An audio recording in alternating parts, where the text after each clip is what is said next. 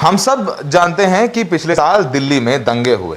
दंगों में 50 से ज़्यादा लोग मारे गए। हिंदू मुसलमान दंगे थे। उस वक्त अमेरिका के राष्ट्रपति डोनाल्ड ट्रंप भी यहाँ पर थे। दंगों के बाद दिल्ली पुलिस की कार्रवाई पर तमाम सवाल उठे। आज कोर्ट ने एक ऑर्डर दिया है, अभी अपलोड हुआ है, कल ये कोर्ट ने ऑर्डर दिया था, जिसमें कोर्ट ने दिल्ली पुलिस पर अपनी वैधानिक ड्यूटी सही से नहीं निभाने के लिए 25,000 का जुर्माना लगाया है। और ये भी कहा है कि दिल्ली पुलिस आरोपियों को बचाने का काम कर रही थी। ये केस है मोहम्मद नासिर का। मोहम्मद नासिर को 24 फरवरी 2020 को दिल्ली के दंगों के दौरान आंख में गोली मारी गई। गोली मारने वाले इन्हीं के पड़ोसी थे, जिसमें से इन्होंने 6 एक्यूज़ड हैं जो कि हिंदू कम्युनिटी के हैं, जिसमें नरेश त्यागी का भी नाम है, नरेश त्यागी का नाम है, नरेश गौड़ का नाम है। आज इस ऑर्डर में कोर्ट ने 25,000 का जुर्माना लगाया और कहा है कि जल्द से जल्द इनकी कंप्लेन पर मुकदमा दर्ज किया जाए, एफआईआर दर्ज की जाए। दिल्ली पुलिस इनकी कंप्लेन पर एफआईआर दर्ज नहीं कर रही थी और 1 साल से भी ज़्यादा वक्त लगा इनको लड़ करके ये ऑर्डर लेने में। और इनके वकील भी हमारे साथ मौजूद हैं, महमूद प्राचा साहब, जो इनके वकील है। सबसे पहले नासिर से बात करेंगे। नासिर, क्या लग रहा है, कितना पुलिस क्या कहती थी जब आप जाते थे शिकायत लेकर के कि भैया मेरा मुकदमा दर्ज करो? पुलिस क्या कहती थी आपको? सर, ईदगाह के अंदर हेल्प डेस्क लगा हुआ था, तो जैसे ही मैंने कंप्लेंट दी तो बोले कि मैं तुझे जानता हूँ, और मतलब कंप्लेंट ना लेने के वो बहाने बनाने लगे। तो मैंने उनसे बोला, मैंने कहा सर मैं एक विक्टिम हूँ और आप मुझे देख सकते हैं, और इस हेल्प डेस्क की जगह आप इसको फिर शोषण डेस्क इसका नाम रख दीजिए, क्योंकि मेरा शोषण मतलब हर कहीं से हो रहा है और अब मैं एक अपनी अर्ज़ी लेकर आया हूँ, इसमें भी आप मना कर रहे हैं। तो उसके बाद भी थाने में हमने कंप्लेंट दी बाय पोस्ट, वहाँ से भी वापस आई, उस पर लिखा हुआ था रीडर ने लेने से मना किया, वो भी हमारे पास है। और उसके बाद जब हमें थ्रेट और धमकियां मिलने लगी तो हमने सुरक्षा की गुहार लगाई, मेरे ऑर्डर हुए। उसके बाद भी कोई रिस्पांस नहीं, मेरे पास कोई भी मिलने के लिए नहीं आया, ना आश्वासन के लिए, ना मुझसे पूछने के लिए कि भाई आप ठीक हो नहीं हो। और शोषण पे शोषण हमारा होता रहा। आपने पहले पुलिस को कंप्लेन दी, पुलिस ने आपकी कंप्लेन किसी और एफआईआर में लगा दी जिसका कुछ लेना देना नहीं था आपके केस से? सर, पहले तो एफआईआर का स्टेटस नहीं बता रहे थे मेरा। जब मैंने कंप्लेंट अपनी दी तो मैंने स्टेटस भी पूछा, सर प्लीज़ अगर कोई मेरी एफआईआर हुई है पहले से ही तो उसका मुझे स्टेटस दे दीजिए। 8 जुलाई को ही फर्स्ट टाइम मुझे अपनी उसका स्टेटस बताया गया कि आपकी एफआईआर हो चुकी है, और उसी दिन बोल दिया कि चार्जशीट भी फाइल हो गई मेरे बिना बयान के। आपके बयान में नहीं लिया, चार्जशीट फाइल कर दिया बिना बयान?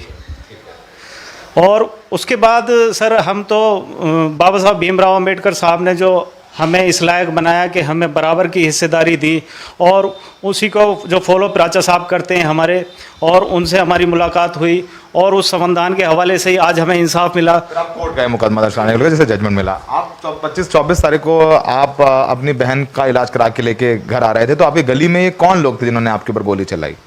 सर, पड़ोसी थे और जी ये आरएसएस से जुड़े हुए थे सारे लोग, और जी मतलब रोड और जी मतलब हथगोले तक थे उनके हाथ में, और जय श्री राम, हिंदू हिंदुस्तान, मुल्ला भागो पाकिस्तान, इस तरह के मतलब नारेबाजी हो रही थी। और एकदम फिर मुझे थोड़ा सा कॉन्फिडेंस था कि ये पड़ोसी है, मेरे साथ कुछ गलत नहीं करेंगे। उसके बाद भी मुझे उन्होंने कोई रियायत नहीं दी और मुझे शूट कर दिया। और अब उनके खिलाफ एफआईआर दर्ज होगी। जो आरोपी हमारे साथ महमूद प्राचा साहब हैं, इनके लॉयर हैं। महमूद, इस जजमेंट से क्या साबित होता है? ये जजमेंट एक लैंडमार्क जजमेंट है जिसमें तमाम सिविल सोसाइटी के लोग, एक्टिविस्ट लोग ये कह रहे हैं कि दिल्ली पुलिस की भूमिका दिल्ली के दंगों के मामले में कहीं ना कहीं बायस नज़र आती है।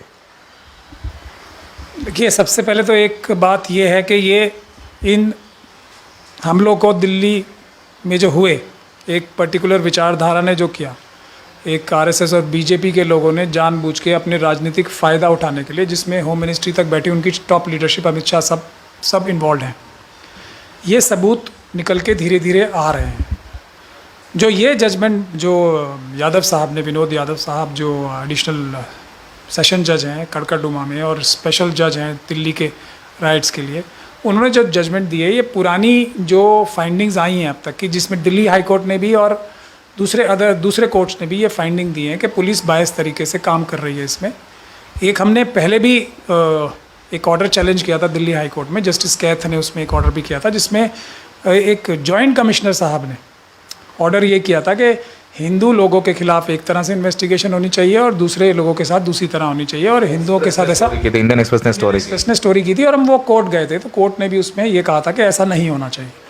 मगर इस तरीके से साफ तौर पे बिल्कुल क्लियर इस बात को कहना कि ये बहुत ही शॉकिंग तरीके से पुलिस ने इन्वेस्टिगेशन की है, बहुत ही भयावह स्थिति है अगर पुलिस इस तरीके से बिहेव करती है, तो ये पहली बार है। और उसी का जो नतीजा है वो 25,000 का फ़ाइन लगाया गया। ना सिर्फ फ़ाइन लगाया गया 25,000 का, बल्कि ये भी कहा गया है जो आज के डीसीपी हैं कि उस वक़्त के जो एसएचओ हैं, जो एसएचओ साहब थे, और उस वक़्त के जो उनके सुपीरियर ऑफिसर्स थे, जिसमें ऑब्वियसली डीसीपी तक तो कम से कम ऑफिसर्स आएंगे ही, और वेद प्रकाश सूर्या साहब जो कपिल मिश्रा साहब के साथ जाके हमलों में ख़ुद शामिल रहे हैं, उनका नाम भी इनडायरेक्टली इस केस में आ ही गया है, क्योंकि ये फ़ाइन जो है बटना है कौन कौन देगा ये 25,000 का फ़ाइन, तो उसमें डीसीपी वही थे।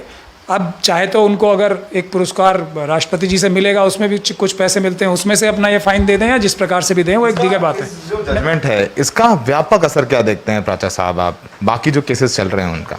देखिए, व्यापक असर ये है कि जो हम लोगों की टीम, और मैं ये बात पूरी जिम्मेदारी के साथ कहना चाहता हूँ कि कुछ वकील, कुछ जर्नलिस्ट और कुछ सोशल वर्कर अगर ना खड़े होते तो ये वाली जो असली स्टोरी अब धीरे धीरे करके बाहर आ रही है, जिसकी वजह से मुझ पे भी 50 तरह के हमले हुए, मेरे क्लाइंट्स पे भी दबाव डाला गया कि प्राचा साहब को वकील हटाओ और नहीं तो हम तुम्हें और उल्टा केसों में फंसा देंगे। इस तरह की दर्जनों एग्जाम्पल्स हमारे पास हैं, मैं उसमें नहीं जाना चाहूँगा।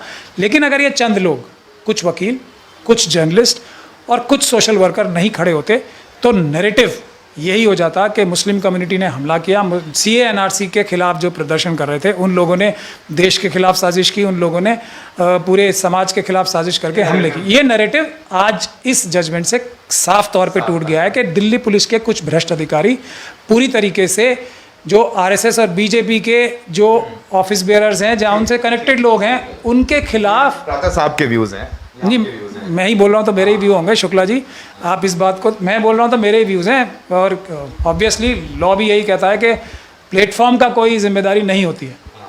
मैं कह रहा हूँ कि अमित शाह जी तक इसके ट्रेस बैक करके जब हम पूरी चीज़ें निकल के आएंगी तो अमित शाह जी तक जाएंगे। मैं पहले दिन से कह रहा हूँ, अब भी कह रहा हूँ, हम किसी वजह से सबूतों की बुनियाद पे ये बातें कह रहे हैं, जो एक न्यायिक प्रक्रिया है हमारे देश में संवैधानिक, उसके हिसाब से ही चला जाएगा, उसी के हिसाब से हम चुपचाप सब जुल्म सह के चल रहे हैं। तो मैं ये कहना चाहता हूं कि इससे वो पैराडाइम शिफ्ट होगा जब पुलिस का रोल, जब इस जजमेंट में ये तक कहा गया है कि नासिर साहब जो हैं, जो विक्टिम है इस केस में, वो पुलिस के खिलाफ कार्रवाई करने के लिए भी स्वतंत्र हैं।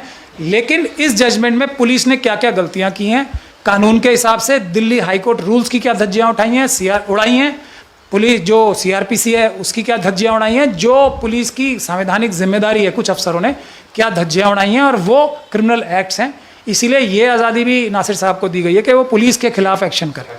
तो ये अब तक हमने देखा कार्रवाई दंगाइयों पर हुई, लेकिन पहली बार है, और हम सब जर्नलिस्ट जिन्होंने दंगे कवर किए वो सब उठाते रहे हैं सवाल कि दिल्ली पुलिस की भूमिका कितनी रही इन दंगों में, उन्होंने सही समय पर क्या एक्शन नहीं लिए, उसके बाद में जब FIRs हुई उसमें भी क्या वो पूरी तरीके से न्याय संगत तरीके से काम कर रहे थे। उस पर अब तो कोर्ट का ऑर्डर आया, कोर्ट ने नासिर साहब के मामले में 25,000 का जुर्माना लगाया, और कोर्ट ने कहा है कि दिल्ली पुलिस ने निष्ठुर और बहुत कैजुअली इस पूरे केस में काम किया है। दिल्ली पुलिस ने यह भी कहा है कि ये शॉकिंग स्टेट ऑफ अफेयर्स है, ये चौंका देने वाला है।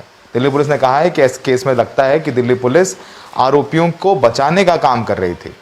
तो फिलहाल उस समय DCP वेद प्रकाश सूर्या साहब थे, जिन्होंने बाद में सिफारिश की है कि उन्हें दिल्ली दंगों में किए गए अपने कामों को लेकर के राष्ट्रपति का मेडल दिया जाए। मैं बस ये फैक्ट बताकर अपनी बात खत्म करना चाहता हूं। मोहम्मद मुसरीन के साथ सौरभ शुक्ला, NDTV।